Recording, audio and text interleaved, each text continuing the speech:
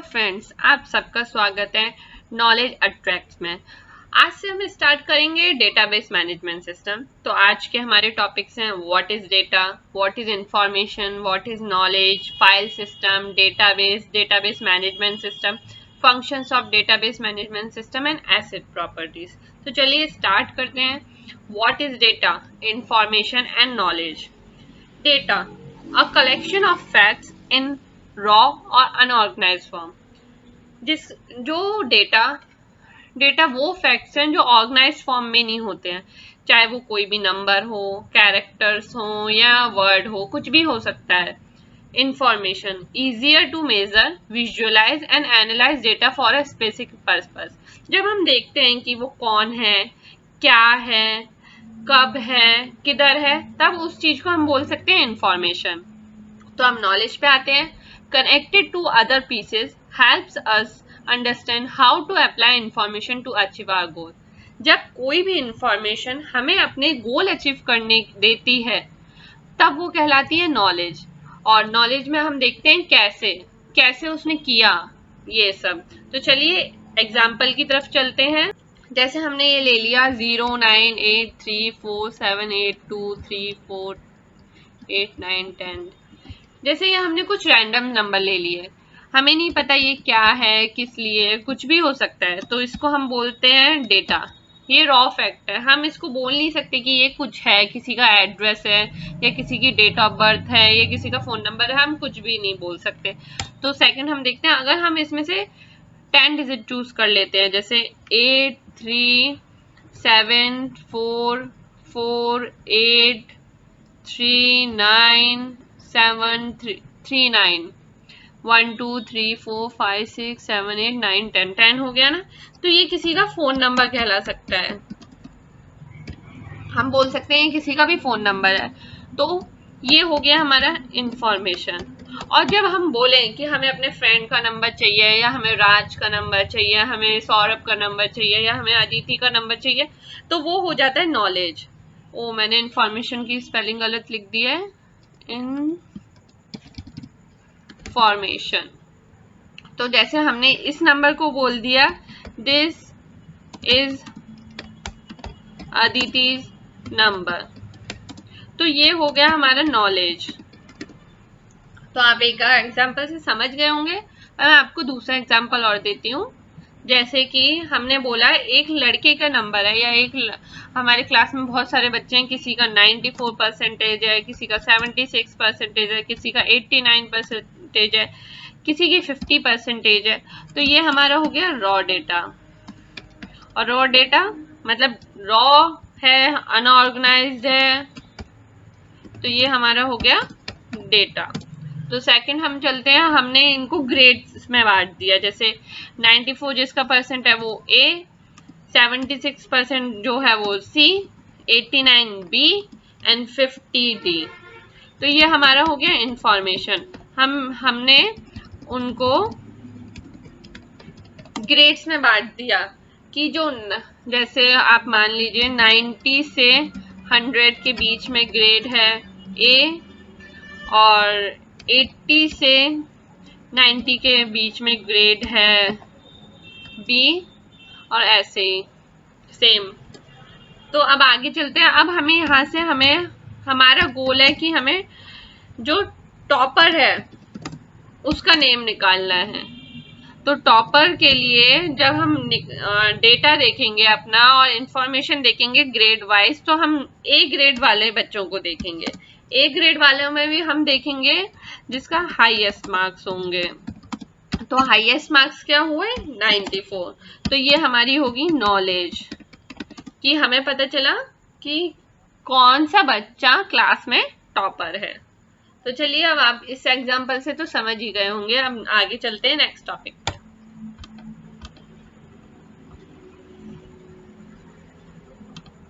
File system, arrange the file in a storage medium like hard disk. जो file system होता है उसमें हम फाइल स्टोर करते हैं एक हार्ड डिस्क में या किसी भी स्टोरेज मीडियम में, कहीं भी रख सकते हैं, किसी भी हार्ड डिस्क में। और फाइल सिस्टम में जो फाइल्स रखी जाती हैं वो फोल्डर्स में। आप डायग्राम में देख ही सकते हैं कि ऑपरेटिंग सिस्टम में एक फाइल सिस्टम है, फाइल सिस्टम में भी फोल्डर बने हुए हैं, फोल्डर में हमारा डेटा है। जैसे कि बोला गया है नेक्स्ट पॉइंट में, consist of different files which are grouped into directories. File system के बेसिक ऑपरेशंस होते हैं मैनेजमेंट, फाइल को मैनेज करता है, उनको नेम देता है और उनको एक्सेस करवाता है कि हमें कैसे कैसे एक्सेस करना है। फाइल सिस्टम में रिडंडेंट डेटा हो सकता है, जैसे कि आप मान लीजिए कि ये ए फोल्डर है, मैं लिख देती हूँ जिससे आपको समझ में आएगा। जैसे कि ये ए फोल्डर है, ये सेकंड वाला बी फोल्डर है और ये थर्ड वाला सी फोल्डर है। ए फोल्डर में हमारी एक फाइल है 1 2 3 और दूसरी फाइल है हमारी ए फोल्डर में ABC। बी फोल्डर में हमारी फाइल है BCD और सेकंड फाइल है हमारी XYZ और थर्ड फोल्डर में हमारी फाइल है ABC और XYZ। जब सेम फाइल दो फोल्डर्स में रिपीट हो रही है, जब सेम फाइल दो फोल्डर में रिपीट हो रही है, तब उसको हम कहते हैं रिडंडेंसी। जब सेम डेटा एक ही जगह पे बार बार प्रेजेंट हो, तब उसको कहा जाता है रिडंडेंट डेटा। फाइल सिस्टम में हम बैकअप प्रोवाइड नहीं कर सकते, मतलब अगर हमारी फाइल गलती से लॉस्ट हो जाती है या कुछ भी हो जाता है, कोई भी फेलियर हो जाता है, तो हम बैकअप नहीं ले सकते। और फाइल सिस्टम में हम क्वेरी से डेटा प्रोसेस नहीं कर सकते। जैसे कि हमें वो फाइल चाहिए जिसमें फाइल का फोल्डर का नेम हो A, ऐसे हम एक्सट्रैक्ट नहीं कर सकते फाइल सिस्टम में। फाइल सिस्टम में हम सिक्योरिटी नहीं दे सकते, फाइल्स को कोई भी एक्सेस कर सकता है, पर ये लेस एक्सपेंसिव होता है, ये इसका एक एडवांटेज है। अब हम चलते हैं डेटाबेस पे। A database is a collection of information that is organized so that it can be easily accessed, managed and updated. Database एक कलेक्शन है इंफॉर्मेशन का जो उसको ऑर्गेनाइज करता है, जिससे हम उसे इजीली एक्सेस कर सकें, मैनेज कर सकें और अगर हमें कोई अपडेट करना है तो उसको हम अपडेट कर सकें। Database management system. Database management system वो है जो डेटाबेस को मैनेज करता है। It is a software which is used to manage the database. इसमें वेरियस ऑपरेशंस होते हैं, जैसे डेटाबेस क्रिएट करना, डेटाबेस अपडेट करना, डेटाबेस डिलीट करना, ये सब। और ये प्रोवाइड करता है प्रोटेक्शन और सिक्योरिटी टू डेटा। मतलब जो इसको हर कोई एक्सेस नहीं कर सकता, जिसको परमिशन है ऑथराइज यूजर ही इसको एक्सेस कर सकता है। It also maintain the data consistency. यहाँ फाइल रिपीट नहीं होती, जैसे मैंने अभी बताया आपको फाइल सिस्टम में ABC XYZ फाइल रिपीट हो रही थी, वैसे ही डेटाबेस सिस्टम में फाइल रिपीट्स नहीं होती हैं। तो अब हम चलते हैं अपने नेक्स्ट टॉपिक पे, function of database management system. Data dictionary management and data storage management. Data dictionary management में हम डेफिनेशन ऑफ डेटा और देयर रिलेशनशिप को मैनेज करते हैं। डेटा डिक्शनरी रिमूव करता है स्ट्रक्चरल डिपेंडेंसी को और डेटा डिपेंडेंसी को। डेटा डिक्शनरी यूजर को शो नहीं होती, यूजर से हिडन होती है। डेटा डिक्शनरी सिर्फ यूज कर सकते हैं data administrators and programmers. Second है data storage management. Data storage management में हम डेटा का स्टोरेज मैनेज करते हैं कि डेटा कैसे स्टोर होगा, कैसे मैनिपुलेट होगा, उसकी स्पीड क्या होगी। और डेटा स्टोरेज मैनेजमेंट हेल्प करता है स्टोर करने में screen definition, report definition, data validation rules and structure to handle video picture form. Third है हमारा ट्रांजैक्शन कंट्रोल। जितने भी ट्रांजैक्शन के अपडेट्स होते हैं कि ट्रांजैक्शन होना है नहीं होना, वो ट्रांजैक्शन कंट्रोल या ट्रांजैक्शन मैनेजमेंट कंट्रोल करता है।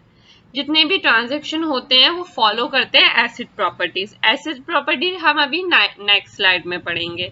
फोर्थ है सिक्योरिटी मैनेजमेंट।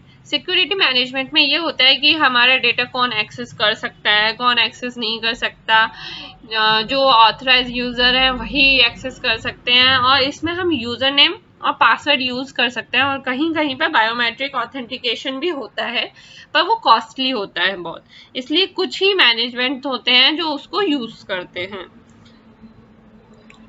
चलिए, फिर फिफ्थ है हमारा मल्टी यूज़र एक्सेस, और सिक्स्थ है हमारा backup and recovery management.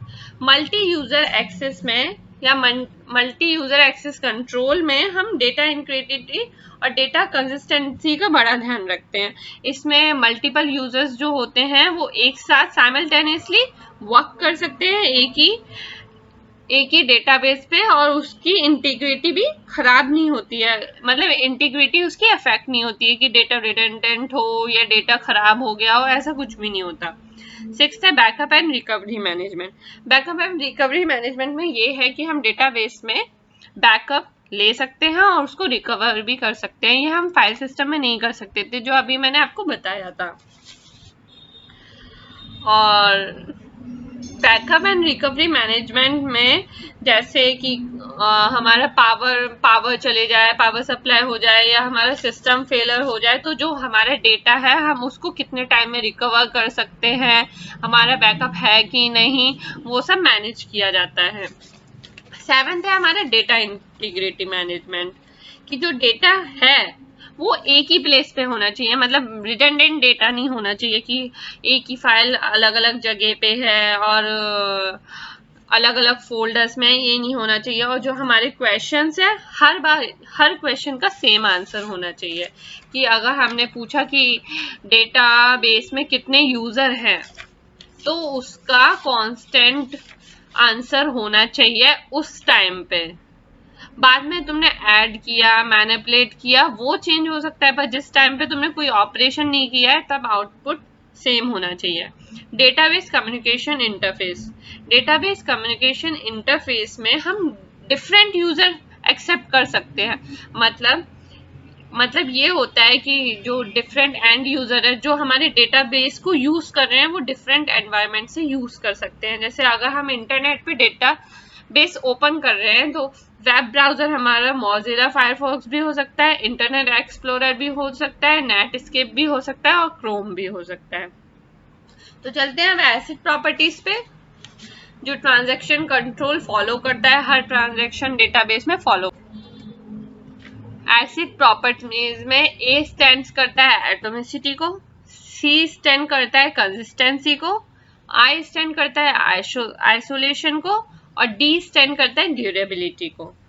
Atomicity मतलब कोई ट्रांजैक्शन है या तो वो पूरा होगा या बिल्कुल ही नहीं होगा, मतलब उसका स्टेट बीच में नहीं होना चाहिए, या तो वो 0 स्टेट में होगा या फिर 1 स्टेट में होगा। जैसे लिखा हुआ है the entire transaction takes place at once और डजंट हैपन एट ऑल, या तो वो होगा या नहीं होगा।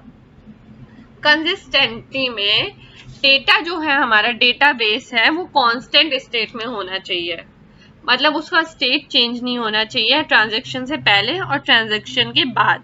The database must be consistent before and after transaction. Isolation का मतलब है अगर कोई ट्रांजैक्शन हो रहा है तो वो इंडिपेंडेंटली होना चाहिए, मतलब दूसरा ट्रांजैक्शन उसको देख नहीं सकता, मतलब दोनों में प्राइवेसी है, दोनों में सिक्योरिटी है, दोनों में आइसोलेशन है, दोनों एक दूसरे को नहीं दे सकते। जैसे आप लिखा हुआ है मल्टीपल ट्रांजैक्शन अकर इंडिपेंडेंटली विदाउट इंटरफेस। फोर्थ है हमारा ड्यूरेबिलिटी। ड्यूरेबिलिटी का मतलब अगर कोई सिस्टम फेलियर हो जाए या कुछ हो जाए, जो हमारा ट्रांजैक्शन कंप्लीट हो चुका है सक्सेसफुली, वो लॉस्ट नहीं होना चाहिए, वो परमानेंटली रिकॉर्ड होना चाहिए डेटाबेस में। जैसे लिखा हुआ है the changes of a successful transaction occurs even if the system failure occur. अगर सिस्टम फेल भी हो जाता है तो भी जो हमारा ट्रांजैक्शन सक्सेसफुल हुआ है उसका डेटा रिकॉर्ड होना चाहिए परमानेंटली डेटाबेस में। तो आज के सारे टॉपिक्स खत्म हो चुके हैं। नेक्स्ट हमारे टॉपिक्स होंगे फॉरेन की, कैंडिडेट्स की, प्राइमरी की, उनके बारे में हम थोड़ा बहुत बताएंगे और फिर थर्ड लेक्चर से हम क्वेरीज स्टार्ट करेंगे। Thank you so much. ये वीडियो देखने के लिए। अगर आपको समझ में आए तो लाइक करें, कमेंट करें एंड शेयर करें एंड सब्सक्राइब भी कर दीजिए।